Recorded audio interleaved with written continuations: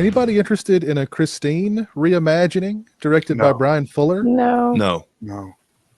I'm not even familiar with who Brian Fuller is. Who is Brian Fuller? The Hannibal TV series. Hannibal series, yeah. I think Pushing Daisies. He's been in TV for a while. It's just that I'm waiting to hear that they've changed the car. Oh, of course. That it's gonna be a girl meeting like Artie will be the girlfriend part. You know what I mean? Like they'll flip it around. Yes, of course. But and we already the car will be like a Charger or a Challenger or whatever car. Michael Bay's first Transformers movie is Christine. If you think about it, the idea of this kid getting Bumblebee or Bumblebee, yeah, pretty much. So I don't know. I mean, the thing is that Christine is already as good as it could possibly be, in my opinion. I think that Carpenter's film, it got ignored for a long time, but in the last 15 years it's been rediscovered and people love it, especially since it's been widescreen and 4K. It looks stunning. I don't understand, and the classical 1950s music just makes it ageless. I don't even know how you could do that better. It's as perfect as it can get. They change the car to a cherry red Challenger, and when it's going down the street, it's playing Limp Bizkit's "Rollin'." And I mean, it's going to be awesome. It's going to be awesome. This Limp Bizkit fetish you have, Piz. Oh my God! I'm worried about you. My boyfriend is friends with Fred Durst, so that's hilarious. I didn't know. Really? How did I miss your Limp Bizkit thing? I don't know. I don't know how I missed that. Tell him to email me. Tell him to email me. I should have told you. Yeah, because this need live stream with Fred Durst. I'd love to do a live stream with Fred Durst. That'd be awesome. Is Christine going to be an electric car? That might be a change they make. Yes. What if it's could be a Tesla? There you go. Oh yeah. Or what's the Toyota that's a Prius? Prius. Wouldn't that be nice? Oh, Prius? But do you think it's gonna be a guy with the car? I think it's gonna be a girl. I think it's gonna be a girl. I'm sure they'll do some kind of dumb stuff like that. Look, it's original. Send a message. Well, if you think about it though, a lot of like with Chucky, they have to take away the supernatural element. So obviously, I think a Tesla would probably work in this case because it would be bad AI instead of demonic possession. You can't be having none of that. Can't be having none of that spiritual stuff here now. This has got to be, scientific now. The one thing I would want to see is the body of the previous owner in the back seat giving, talking. Give me that. I mean, they'll gender swap it. It'll be the same movie, just gender swap. It'll be like, look how original we are. I think you guys are going to need a writing credit on this thing because we do giving way too many good ideas here. Well, we have to bring it back so it can then become a part of the Jurassic Park universe. So, oh God, that's just how it is. The car will be called Christina, and she'll go after toxic white men. We're writing this thing right here. Brian Fuller. He's at home taking notes right now. I'll tell you right now, the only way you could really convince me to be on board at this moment of a Christine remake is if they had Keith Gordon directing it, because he's a solid director. Yes. Now, if they had him come back as the filmmaker, he could do something. He could do gender swap. He could do whatever he wants, and I would be like, I trust him because he is he's carrying the Christine legacy. Like him and what's his name, the friend in that movie. He's a director too. He directed Teresa. Yep. Get them both on as co-directors. I don't know. I think, as you said, Cameron, there's just nothing to improve upon. Same thing with The Fog. It's like, what am I going to do 30 years later or whatever it was at that point that is going to improve upon the film? There's nothing. There are plenty of Stephen King books that need a real good adaptation. Cameron, that is exactly what I was just about to say. Like Stephen King, you're picking a very well-known horror author who has a huge body of work, and you want to remake what somebody already did right. Okay. I mean, I can't. If you want to make a horror film based on a Stephen King book, you can literally pick any of his short stories and pay him $1 for the rights for 5 years to make it. So it's like, I don't know why they're paying him big money when they could just grab some of his short stories and make a huge like epic out of it. But don't you guys think that they're also trying to do cash grabs, even though everything is about that 18 to 24 demographic?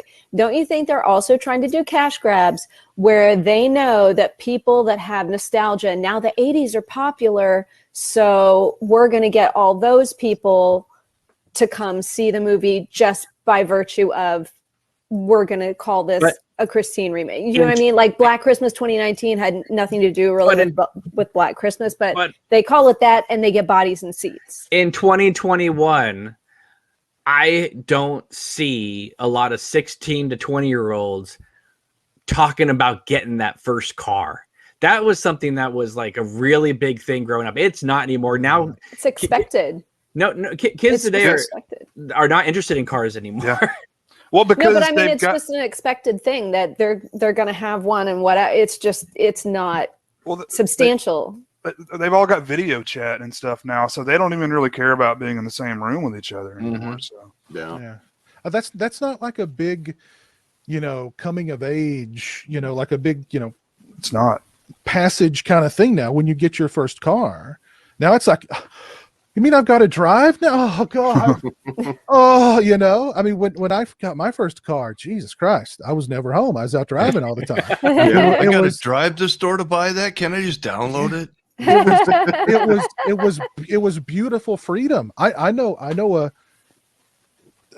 a young woman who, she put it off as long as she possibly could to drive. She didn't want to touch a car. She didn't want to be behind the wheel. And I was like, God, if when I was your age and I had it's like she had a car there for her to drive. Yeah. And I'm like, man, I would have been in heaven, and you don't even want to. Yeah. $10 says that they weave in a DoorDash or Uber subplot with the car. I'm giving them ideas, man. I wouldn't shock me at all, actually. And my niece is 17 and she doesn't care. Like we're having to start to push her a little bit just to, get her like learners. It's like a chore. It's like, I got to drive myself around, It's like I got to pay for something I don't really want and then pay insurance on something I don't really want. Yeah. I could spend that money on stuff I want. It's like, I've got to put gas in it. And I have to oil change. Gas. But it's not relevant anymore. It's like we never ever need another adaptation of Children of the Corn because there are no abandoned towns. Elijah Wood is talking about doing a Children of the Corn remake. But there's no isolated towns with no internet anymore. I mean, I believed it in the original because I don't know, for whatever reason, it was plausible.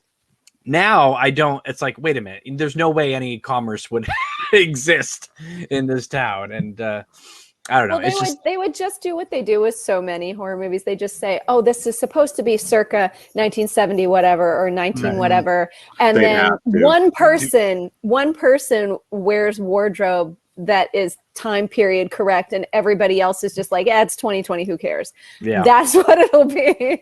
Well, it's always got to be some reason why cell phones aren't around, Yeah. Like, I don't have service, or it was stolen or broken or whatever, Or the Halloween 2018 cell phone gelatinous mass in a bowl dip. That was stupid. Really? That's how you choose to get rid of your phone? And then they did the character flip where the boyfriend goes from being supportive to a drunk asshole within like 30 seconds just for the purpose of throwing her phone in the pudding. And then he disappears and he's no longer in the movie. Her phone should have been wet, and then they should have just had it soaking in rice for like the whole rest of the movie. Silicone gel packets. Yeah, I'm not as offended at remaking Children of the Corn because that's not a perfect movie in my opinion. That's not even close. I'm not even a big Children of the Corn fan, but yeah, when you're tackling something like Christine, at least go for the stuff that you can improve upon, which there definitely is in Stephen King's catalog. So yeah, he didn't even know how to always end his own novels. So there are things you can do. That's true. I think Carpenter's film is.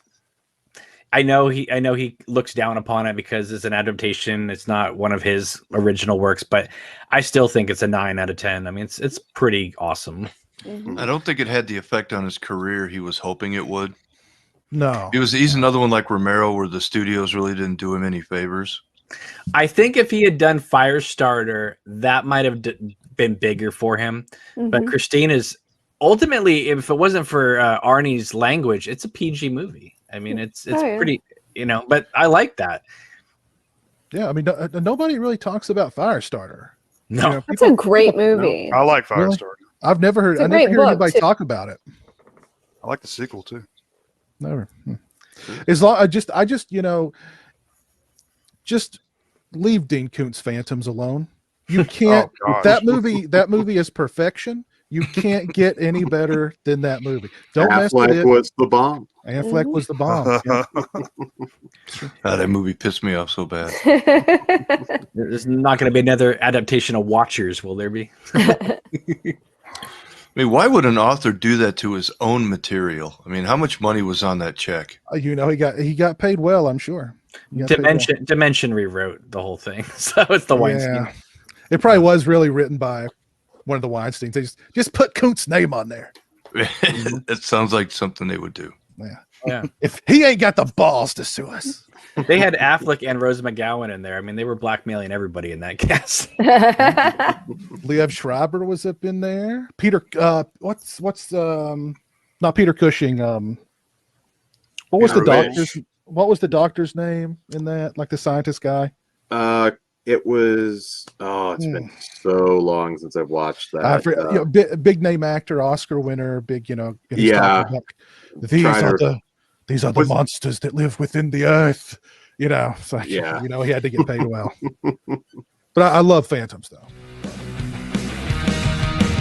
Subscribe to the Region Free YouTube channel and also check out the Patreon to get exclusive content and become a Regionaire.